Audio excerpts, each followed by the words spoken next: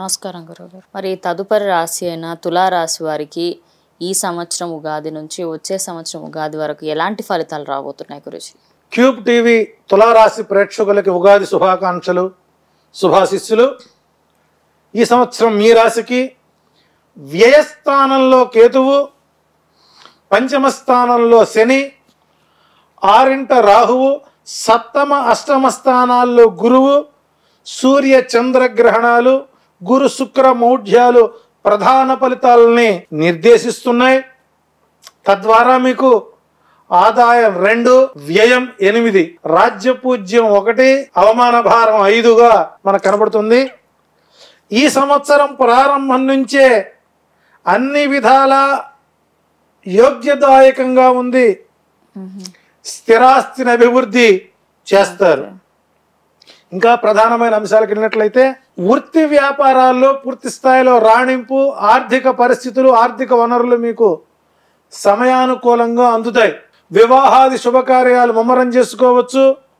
November నుంచి మేలోగా కుటుంబంలో వివాహాలు జరిగే అవకాశాలు ఎక్కువ ఉన్నాయి. విద్యా ఉద్యోగాల నిమిత్తం విదేశీ ప్రయాణాలకు మీరు ప్రయత్నాలు కొనసాగించండి.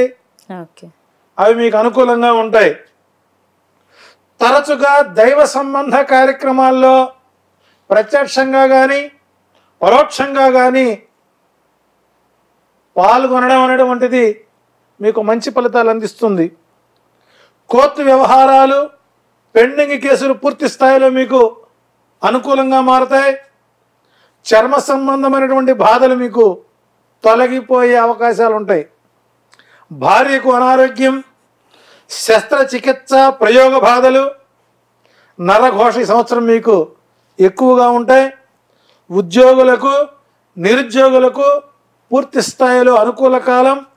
వ్యవసాయదారులకు లాభసాటిగా ఉంటుంది. ప్రేమ వ్యవహారాలు వివాహాల దాకా దారితీస్తాయి. ప్రైవేట్ రంగంలో యజమానుల వలన చిన్న చిన్న చికాకులు ఎక్కువ అవుతాయి.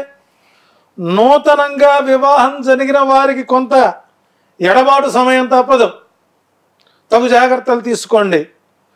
ఈ తులారాశి వారికి 2, 3, 4, 6 అదృష్ట సంఖ్యలు. మంగళ బుధ శనివారాలు మీకు అనుకూల వారాలుగా ఉంటాయి.